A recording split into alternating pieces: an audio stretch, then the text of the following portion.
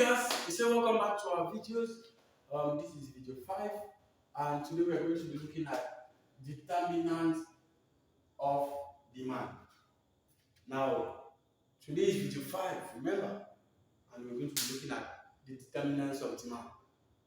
Thank you very much for all your comments that you have been putting in the comment box for my previous videos. Thank you very much, and I know that I'm improving in my videos ahead. And I pray that you will put in more comments, even in this video for today. You should put more comments so that we can improve on our subsequent videos. Okay, let us look at determinants of demand.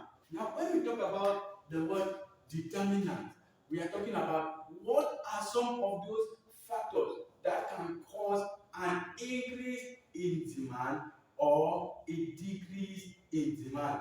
That is what it is known as determinants of demand. What are some of those factors that can either lead to an increase in demand or a decrease in demand? That is the actual essence of what determinants of demand. What are those factors that can cause a price of a good to increase or reduce? Or what can cause an individual to demand more of a product and or the individual to demand less of that product? First, we'll talk about the price of that good. A price of that good is one of the most important determinants of demand. If there is an increase in the price of a commodity, it will lead to what? A decrease in the demand, following the law of demand. But if there is an increase in the price of a commodity, it leads to what? A decrease in the quantity demanded. So price is one of the most influential factors that can determine demand. Another we'll be talking about income. Income is also a determinant to demand. Income can be talked on when we are talking about normal goods and inferior goods. When we are talking about normal and inferior goods. Now, an increase in the income of an individual will lead to an increase in the demand of that individual. A reduction in the income of an individual will lead to a reduction in the demand for that individual. So income plays a greater role in the determinant of demand.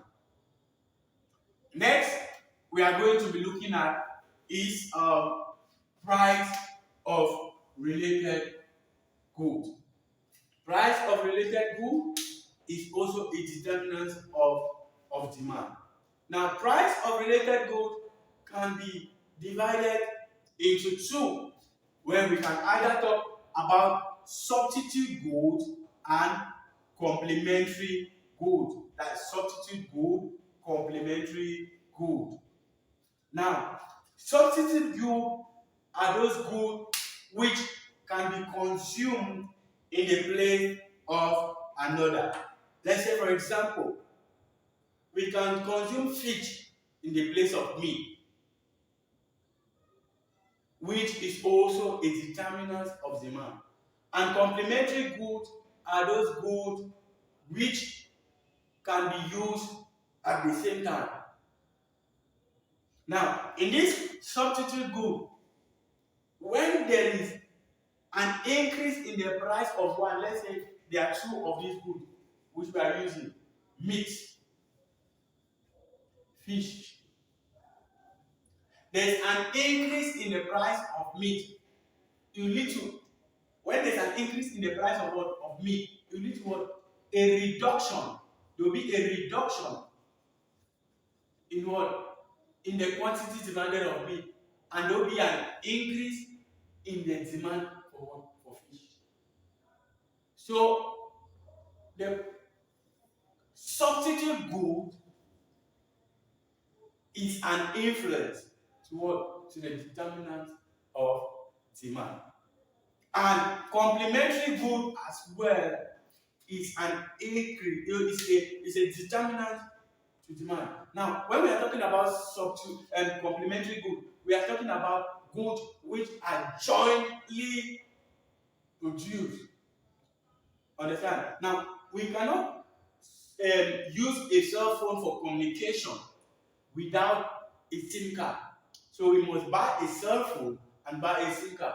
An increase in the demand for cell phone will lead to an increase in the demand for SIM card. And a decrease in the demand for cell phone will lead to a decrease in the demand for SIM card, which is also what? A determinant of demand. Let us look at the next. Then we'll be talking about taste and fashion. Taste and fashion. Now, taste and fashion here explains an individual's willingness or mindset concerning a certain product. Let's say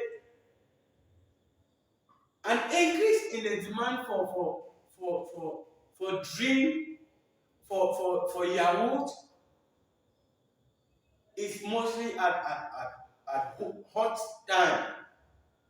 Individuals will demand more of Yahoo when it is hot time, like when places are hot. An increase, you can also use things like cold water.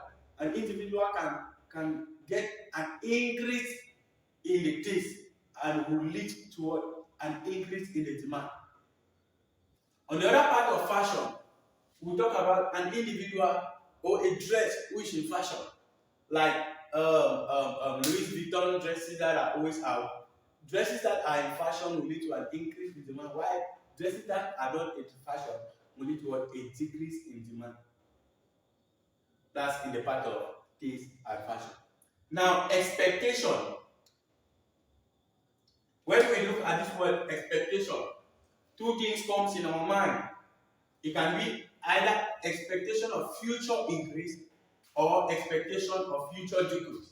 Now, if an individual foresee that there is going to be an increase in the price of goods and services in the future, he will demand what? More of the product at that present time, so he can sell them in the future at higher prices, or he can run away from an increase in the price in the nearest future.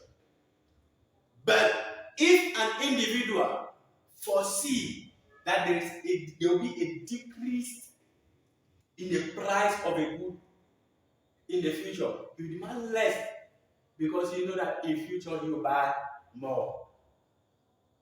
And then the last one for the day, we are talking about the number of buyers. The number of buyers also is an influence or is a determinant to demand. When there's an increase in the number of buyers in the market, it will lead to what? An increase in the demand. When there is a decrease in the number of buyers in the market, it will lead to what? A decrease in demand. Dear viewers, thank you very much for watching our videos.